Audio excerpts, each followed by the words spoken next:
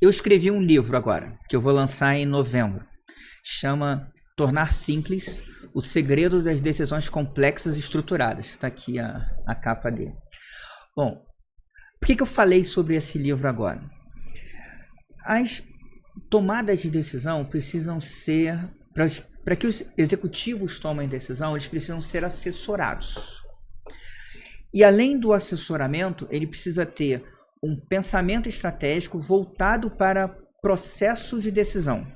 Você acredita que os gestores brasileiros, os de alto nível, no setor de turismo, eles conseguem transformar as complexidades do seu dia a dia em decisões simples ou decisões que são realmente estruturadas hoje? Olha, nós estamos falando de um mercado aí dentro do Brasil, dentro do estado de São Paulo. Nós estamos falando de 193 mil unidades habitacionais de hotel.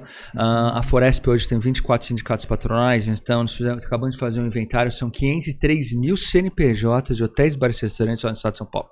E no Brasil, então, nós estamos falando algo entre 2 a 3 milhões de CNPJs. Quando você pega um executivo de uma grande multinacional, ele vem preparado com as melhores universidades, tal, processo, participa de jogos e tudo mais. E ainda, no Brasil, vamos falar do mercado hoteleiro e restaurantes é mais do que isso, 79% da oferta é independente, ou seja, tem um dono. E esse é o grande, e aí entra naqueles dados do Sebrae, que a maioria quebra em 2, 3 anos. Eu não diria hotel, mas restaurante sim, é um dos que mais quebra.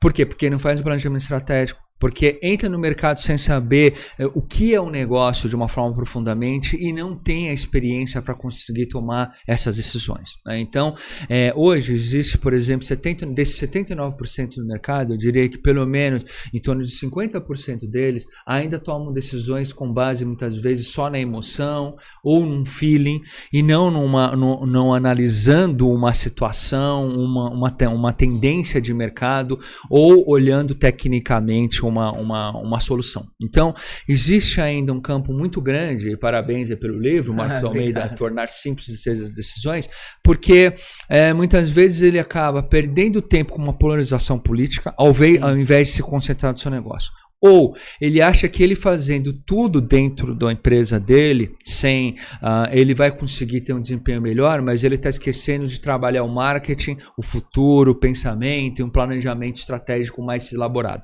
Então eu acho que existe um campo, hoje 75% dos estudados do Sebrae dos hotéis são de até 50 unidades habitacionais.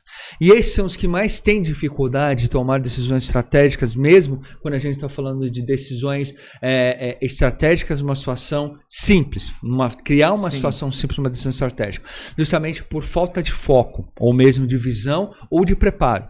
Às vezes eu vejo isso muito, principalmente no interior litoral. Ele foi um grande divulgador de sucesso, um grande vendedor de sucesso, e aí ele tinha aquela casa dele, que ele vai se aposentar, falou, vou transformar numa pousada. Sim, é verdade. E esse é o grande erro, porque ele não sabe fazer o marketing hoteleiro, ele não tem nenhum contato, e ele vai ter que trabalhar 24 horas por dia, 7 dias por semana, 360 dias no ano, e faltou a arrumadeira, a esposa dele, que jamais fez uma cama, porque sempre viajaram e ficaram no hotéis costeiros, vai lá fazer e ele vai trocar a lâmpada, porque senão o hóspede está chegando. E quando era a casa dele, pode esperar o dia seguinte, o hóspede não pode esperar.